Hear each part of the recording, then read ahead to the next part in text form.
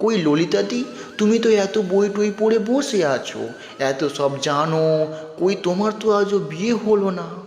আমার জীবনে এত বড় একটা আশ্চর্যের কাণ্ড টুক করে ঘটে গেল। তারপর ম্যাট্রিক পাস পর এ গায়ে পাস করা ছেলে একমাত্র আছে মুখুজ্জের জীবনদা। সে নাকি দুটো পাস, কোথায় সে চাকরি করছে। যার সঙ্গে বিয়ে হবার কথা সে মুখ্য নয়। পাসের খবর বেরোবারও দেরি নেই।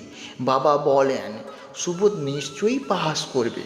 হে ভগবান, তাই করো। পাস যেনই করে, সত্যনারায়ণের সিন্নি দেবে সে শ্বশুর বাড়ি গিয়ে।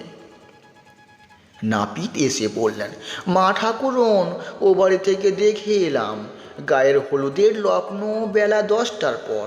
আপনাদের যা দিতে হয় তার আগে কিন্তু দিয়ে দেবেন। গায়ে হলুদের তত্ত্ব আসবে ও বাড়ি থেকে, কীরকম জিনিসপত্র আসবে তা কেউ জানে না। পুটির মনটা যেন বড় চঞ্চল হয়ে উঠল। একখানা লাল কাপড় নিশ্চয়ই তারা দেবে। পুটির মোটে 3খানা শাড়ি, আর একখানা ডুরে শাড়ি আছে তার মায়ের বাক্সে তোলা। এবার তার অনেক কাপড় হবে, গয়না হবে। 5 ভরি সোনা দেবার কথাবার্তাও হয়েছে। এতদিন 2টি দুল ছাড়া অন্য কোনো গহনা তার অঙ্গে ওঠেনি। অথচ এই কুমারী মেয়ে ললিতাদির হাতে 6 করে চুড়ি, গলায় লকেট ঝোলানো হার, কানে পাশা, হাতে আংটিও আছে। ও থাকতো শহরে, সেখানে মেয়েদের চাল চলনই আলাদা। এইসব পাড়াগায় কুমারী মেয়েদের কাঁচের চুড়ি ছাড়া আবার কি গহনা পরে? অত পয়সা নেই বাবা তার বাপের।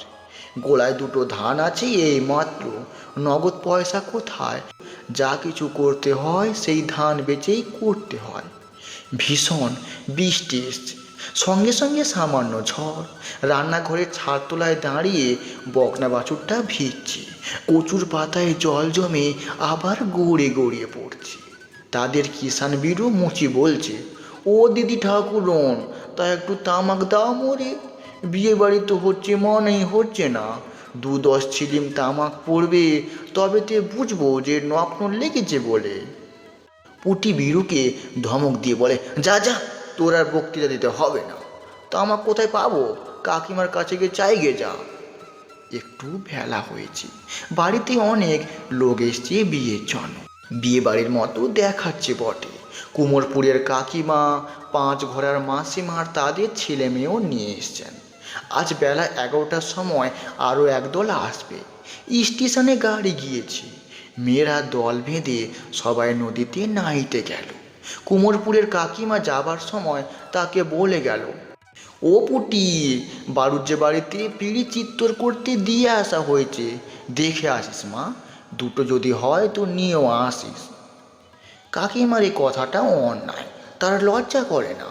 নিজের বাড়ির পিঁড়ি কিনা সে নিজেই চাইতে যাবে, এত বেহায়া সে কখনো হয়নি। তার বাবা চণ্ডীমণ্ডপ থেকে হেঁটে এলেন। ও পুটি, হাতায় করে একটু আগুন নিয়ে এসো মা। চণ্ডীমণ্ডপের দৌড় পর্যন্ত গিয়ে ও শুনল ওর বাবা আর একজন অজ্ঞাত লোক নিজেদের মধ্যে কথাবার্তা বলছে। তাহলে পালকির বন্দোবস্ত তো দেখতে হয়, কি বলো? আগে পালকি কোথায় মিলবে?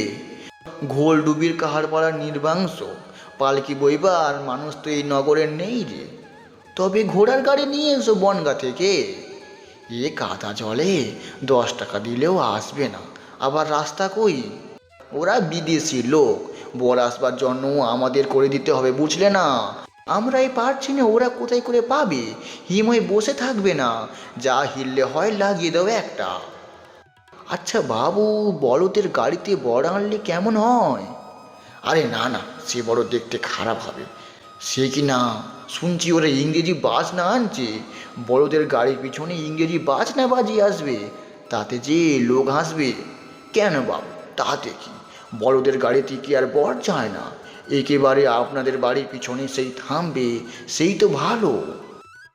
আরে বড়দের গাড়িতে বর যাবে না কেন? আর ভদ্রলোকের বর যায়। তাছাড়া পেছনের ওই পথ আইবুড়োর পথ, ওখান দিয়ে বর আসবে না। সামনের তেঁতুতলার রাস্তা দিয়ে বরকে আনতে হবে। তুমি আজই যাও না দেখি ষষ্ঠীতলা, সেখানে কঘর কাহার মুখে শুনিয়াছি, সেখান থেকে পালকি আনতে। সে যে এখান থেকে 3 কোষ 3.5 কোষ রাস্তা ভাবু। পুটি সেখানে আর দাঁড়ালো না। সুবোধ বর্ষে যে আসবে বলদের গাড়িতে, হি হি, সে বড় মজা হবে এখন। ধূদ্র ফুলির মালা গলায় দিয়ে আসবে সুবোধ। দৃশ্যটা মনে কল্পনা করে নিয়েই হাসতে হাসতে পুটির দম বন্ধ।